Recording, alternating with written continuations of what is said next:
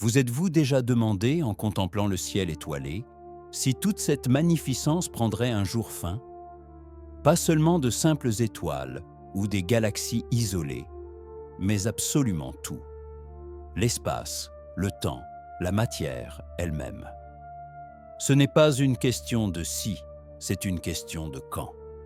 Et la question la plus cruciale qui agite les esprits des scientifiques et des auteurs de science-fiction. L'humanité, ou ce que nous serons devenus d'ici là, pourra-t-elle survivre à la mort de notre propre univers? Cela semble fou, comme tenter de survivre après que la maison elle-même, ses fondations et la terre environnante se soient consumées. Mais c'est précisément dans de telles questions folles que réside la grandeur de l'esprit humain.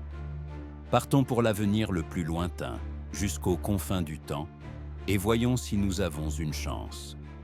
Amis, avant de poursuivre, je vous prie de vous abonner à notre chaîne et d'activer la cloche. Avant d'élaborer des plans de sauvetage, il nous faut comprendre de quoi nous nous sauvons exactement. Les cosmologistes ont plusieurs scénarios principaux de fin du monde et chacun d'eux représente un défi unique pour nos descendants. Pendant longtemps, la théorie du grand effondrement a été populaire. Imaginez que notre univers soit un ballon que l'on a lancé en l'air. Il s'élève et se dilate, mais à un moment donné, la gravité reprend le dessus et il commence à retomber, se contractant en un point unique, super dense et super chaud. Pour toute forme de vie, ce serait un brasier apocalyptique où toute existence serait écrasée en un bouillon primordial. Mais les découvertes récentes ont montré que l'expansion de l'univers ne ralentit pas, mais au contraire, s'accélère. La responsable est la mystérieuse énergie noire, qui agit comme une antigravité, repoussant les galaxies toujours plus loin les unes des autres. Cette découverte a engendré deux autres scénarios plus probables. Le premier est le grand déchirement. Dans cette hypothèse, l'énergie sombre devient, avec le temps, si puissante qu'elle commence à déchirer le tissu même de l'espace-temps. D'abord, elle arrache les galaxies les unes des autres. Ensuite, elle déchire les systèmes stellaires, arrachant les planètes à leur soleil. Puis, elle déchire les planètes et les étoiles elles-mêmes. Dans les derniers instants avant la fin, cette force deviendra plus puissante que les liaisons au sein des atomes et déchirera tout, jusqu'aux protons et aux neutrons. C'est la fin la plus rapide et la plus brutale. Y survivre est impossible, car la notion même de structure ou d'objet cessera d'exister. Heureusement, ce scénario est pour l'instant considéré comme peu probable. Et nous voici arrivés au principal candidat au rôle de fossoyeur de l'univers, la mort thermique ou le grand gel. C'est la fin la plus lente, la plus mélancolique et, curieusement, la plus porteuse d'espoir pour nous. L'univers continue de s'étendre éternellement. Les galaxies s'éloignent les unes des autres si loin que leur lumière cesse de nous parvenir. Le ciel devient absolument noir. Les étoiles, l'une après l'autre, consument leur carburant et s'éteignent. D'abord mourront les géantes, comme notre Soleil, se transformant en naines blanches. Puis, après des billions d'années, s'éteindront les étoiles les plus longévives, les naines rouges. L'univers deviendra un cimetière d'étoiles refroidies, de trous noirs et de planètes solitaires, plongées dans un froid éternel, proche du zéro absolu. C'est la fin de l'énergie, la fin de tout mouvement, la fin du temps tel que nous le connaissons. Et c'est précisément dans ce lent dépérissement qu'une fenêtre d'opportunité s'ouvre pour l'humanité. Figurez-vous, des centaines de milliards d'années se sont écoulées. Notre Soleil s'est éteint il y a bien longtemps. La Terre n'est plus qu'un bloc de glace filant à travers l'obscurité. Mais l'humanité n'a pas péri. Nous avons quitté notre berceau natal depuis longtemps et nous sommes installés auprès de nouvelles étoiles. Nos derniers bastions sont devenus les systèmes de naines rouges. Ces petites étoiles ternes sont de véritables doyennes. Si notre Soleil vit environ 10 milliards d'années, une naine rouge peut briller 10 000 milliards d'années. C'est 1000 fois plus longtemps. autour de ces feux éternels, que se réfugieront les dernières civilisations. La vie y sera bien différente.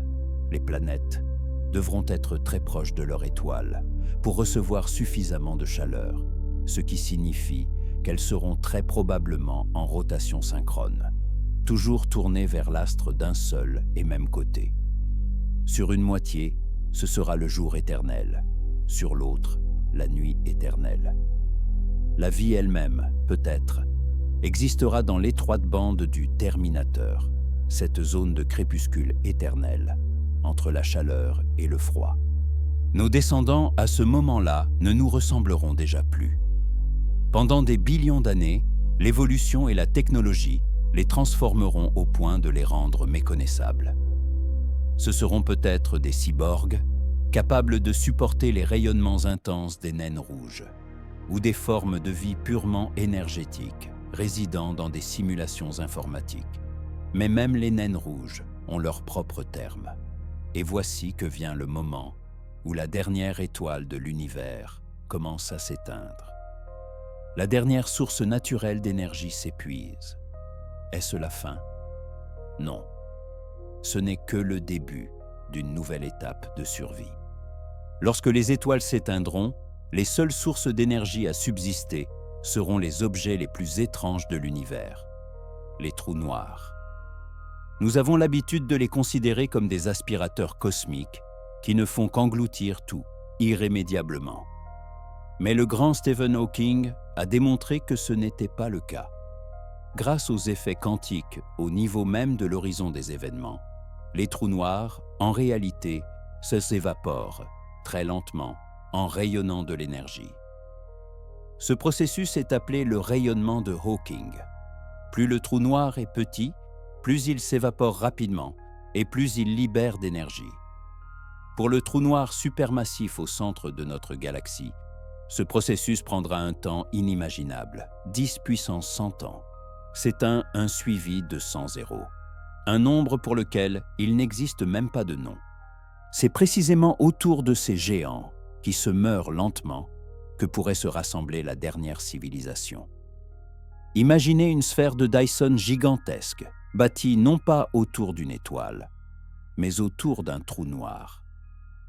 Cette structure capterait chaque quantum d'énergie émis par le monstre mourant.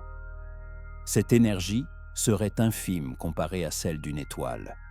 Mais pour une civilisation du futur super efficace, vivant peut-être, dans un monde virtuel où la vitesse du temps pourrait être ralentie, cela pourrait suffire pour l'éternité.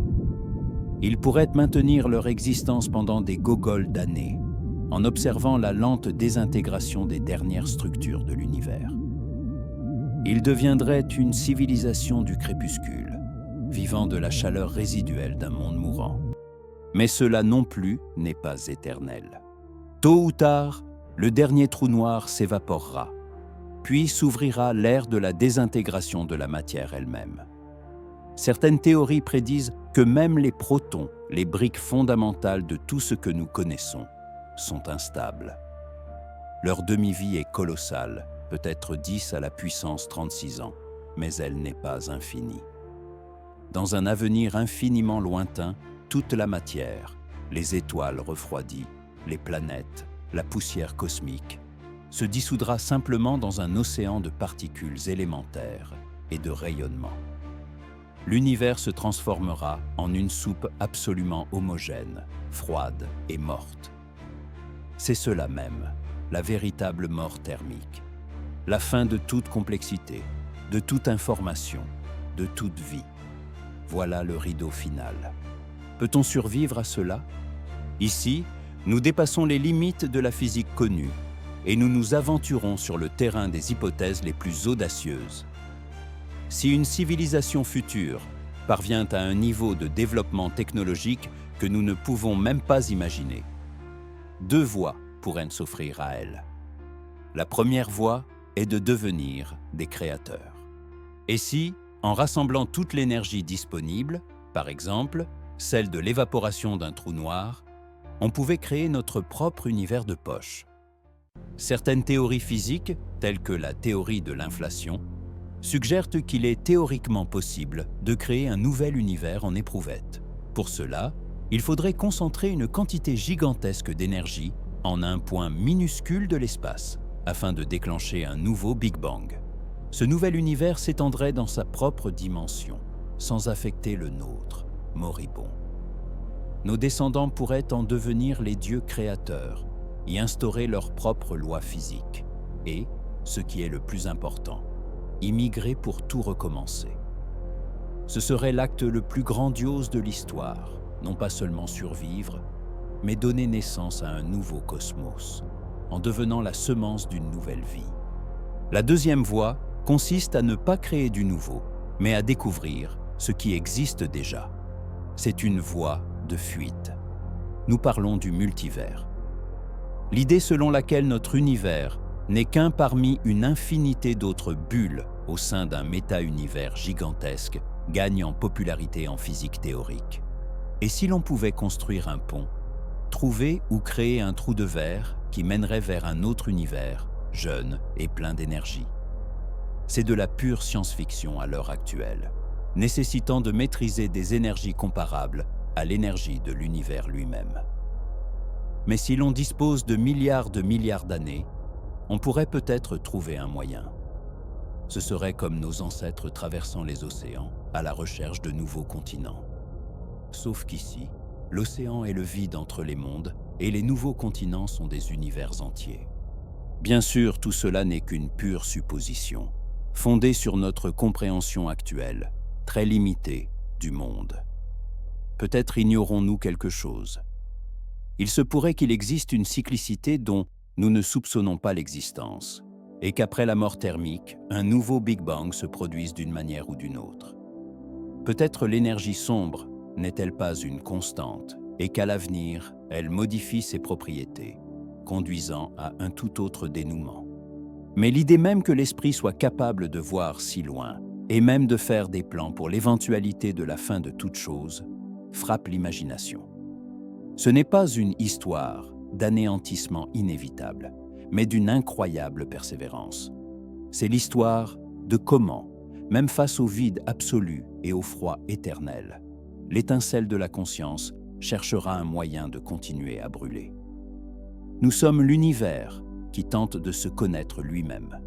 Et peut-être, notre objectif ultime n'est pas simplement d'être les observateurs passifs de sa vie et de sa mort, mais de devenir des participants actifs, capables de réécrire le dénouement.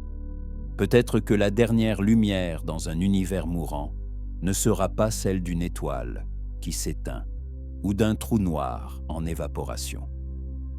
Peut-être que ce sera la lumière que nous allumerons nous-mêmes en ouvrant la porte vers une nouvelle aube, vers un nouvel univers. Et même si nous n'y arrivons pas, la simple tentative de le faire sera le plus grand accomplissement dans l'histoire du cosmos. Car l'essentiel n'est pas la destination, mais le voyage lui-même.